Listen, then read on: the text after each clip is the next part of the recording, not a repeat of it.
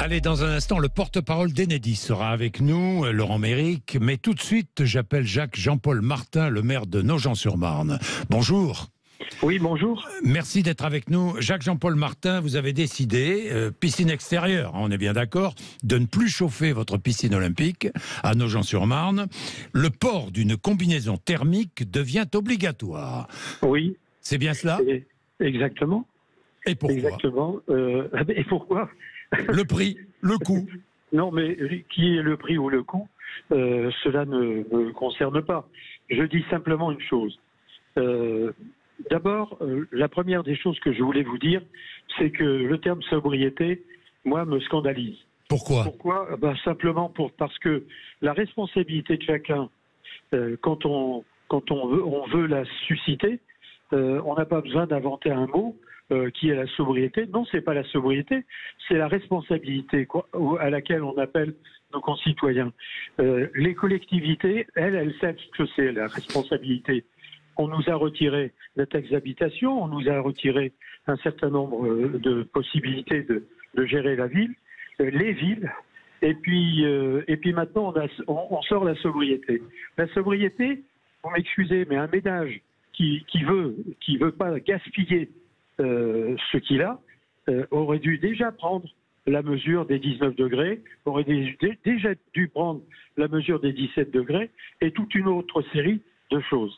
Donc moi, en ce qui concerne la piscine de Nogent, c'est très simple. La piscine olympique, elle est à l'extérieur. Depuis le mois de juin, on a coupé l'alimentation du chauffage de cette piscine. Pourquoi? Parce que le temps était suffisamment clément pour pouvoir le faire. Maintenant, on arrive à 17 ou 19 degrés. Eh bien, par sécurité au plan sanitaire, au plan même santé, il est recommandé, pour ne pas avoir des transitions brutales pour ceux qui veulent vraiment tenter leur chance dans la piscine qui est ouverte. Donc cette piscine ne sera pas fermée, elle sera ouverte, mais tous les jours, la température sera mesurée de façon à prévenir toute conséquence santé.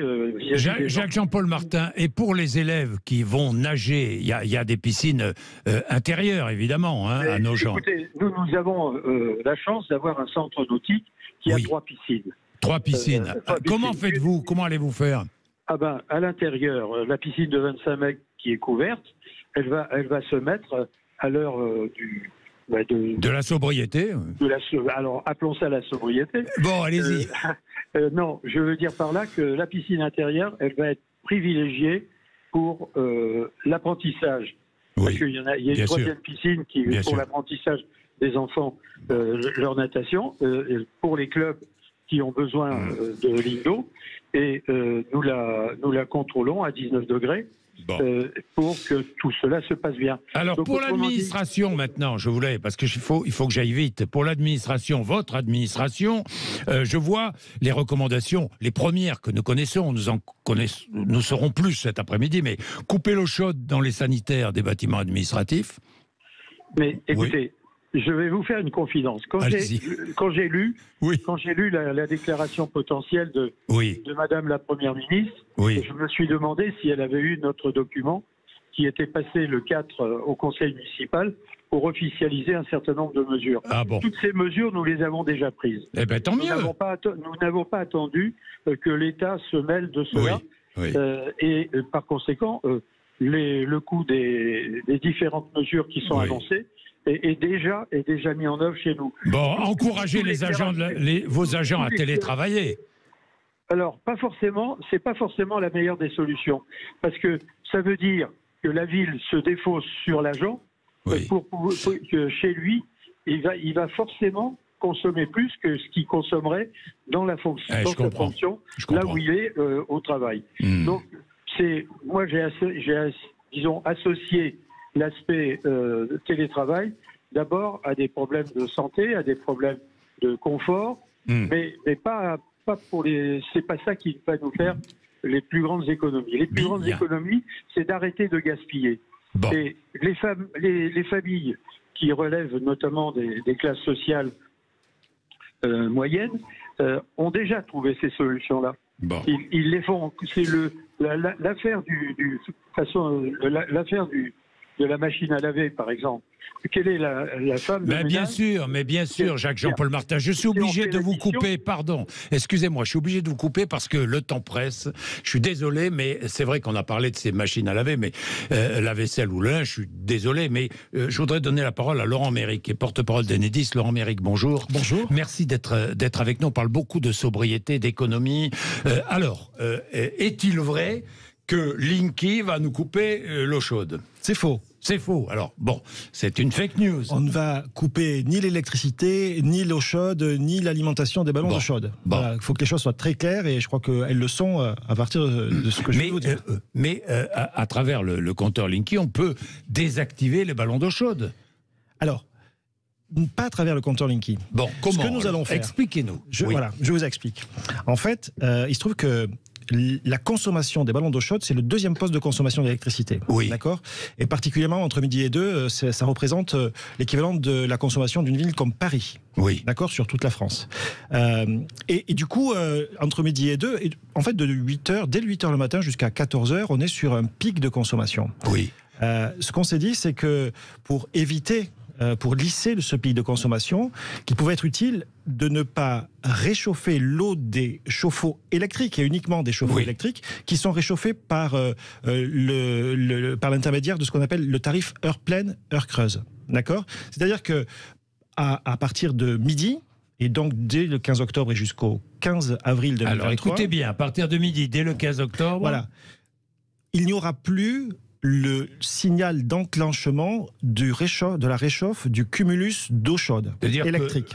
L'eau ne sera pas chauffée à partir de midi. Quoi. Mais vous conservez évidemment l'électricité, vous conservez les heures creuses, vous conservez le tarif, et ça c'est grâce à Linky. Bon. C'est-à-dire que le fait de ne pas réchauffer, c'est quelque chose qui est indépendant de Linky. On ne réchauffera pas l'eau chaude, mais est-ce que ça aura des conséquences sur notre consommation d'eau chaude? Est-ce que j'aurai de l'eau chaude à 15h? Mais bien sûr. Puisque l'eau va se réchauffer la nuit, et donc vous aurez un usage normal, sauf qu'il n'y aura pas de réchauffe partielle dans la journée. On chauffait l'eau inutilement à partir de midi, quoi. Disons que c'était un confort qu'on s'accordait, et là on recherche beaucoup plus de sobriété, et le maire de Nogent tout à l'heure indiquait qu'il fallait faire des efforts, être responsable, et ça fait partie des efforts et des responsabilités. En fait, c'est assez facile à faire, c'est sans conséquence sur le confort quotidien, et ça a un vrai impact sur la tenue du réseau électrique. Est-ce que vous prévoyez d'autres économies ? Enedis, non? Nous allons bien sûr appliquer en tant qu'entreprise le plan de sobriété demandé par le gouvernement. On va aussi consulter nos salariés au cours du mois d'octobre pour que chacun puisse y contribuer en tant que salarié. Vous avez nommé un monsieur ou une madame sobriété? Bien sûr, comme toutes les entreprises. C'est notre directeur des ressources humaines qui a cette fonction déjà. Mais surtout, nous allons aussi aider, et ça fait le lien avec ce que vous disiez avec le maire de Nogent.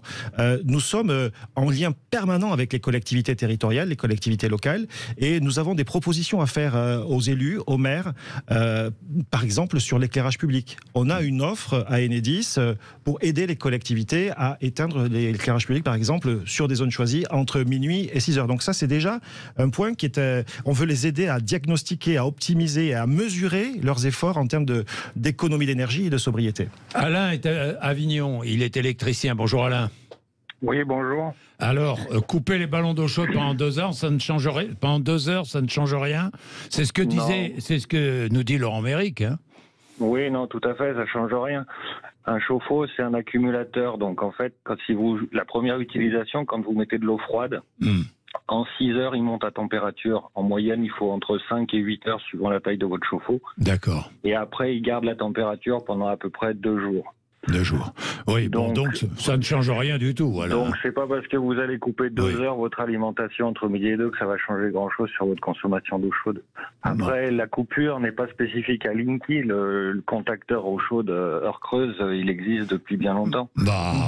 Merci Alain pour ces précisions. Voyez, moi je dis aussi merci à cet auditeur parce qu'il a tout à fait raison. Il connaît la question. Il est électricien, c'est un professionnel. Exactement. Donc c'est indépendant de Linky le fait que le signal ne soit plus envoyé. En revanche, grâce au compteur Linky, il y a 2 choses. C'est que non seulement on va pouvoir conserver les heures creuses entre midi et 2 et avoir un usage à ce tarif-là pour le four, la cuisson, la télé, etc. Mais en plus, grâce au compteur Linky, on peut accéder à l'application Enedis à mes côtés et voir ce que l'on consomme. Avoir et chaque jour, on sait exactement ce que l'on a consommé la veille, demi-heure par demi-heure. Et ça, c'est quelque chose de très intéressant parce que ça va permettre, dans cet effort collectif que nous avons à faire tous ensemble pour passer cet hiver en France et en Europe, on va pouvoir avoir connaissance de sa propre consommation et voir comment les efforts que l'on fait chaque jour sont effectifs dès le lendemain sur sa consommation, et qu'on voit comment la consommation diminue en kilowattheures, parce que nous ne sommes pas fournisseurs d'électricité, nous sommes que le distributeur. Donc on donne des kilowattheures, et ça se traduit très facilement ensuite en euros sur la facture d'énergie. Et donc ça, c'est vraiment intéressant. Moi, j'invite tous vos auditeurs à aller sur les applications, enfin sur les smartphones, charger l'application qui s'appelle Enedis à mes côtés. Elle est gratuite. C'est celle du service public de la distribution d'électricité que nous sommes, et qui met à disposition des informations pour chacun. Eh bien, merci d'être venu nous voir, Laurent Méric, pour nous parler d'Enedis, pour remettre un peu au clair ce qui a été dit, notamment sur les réseaux sociaux.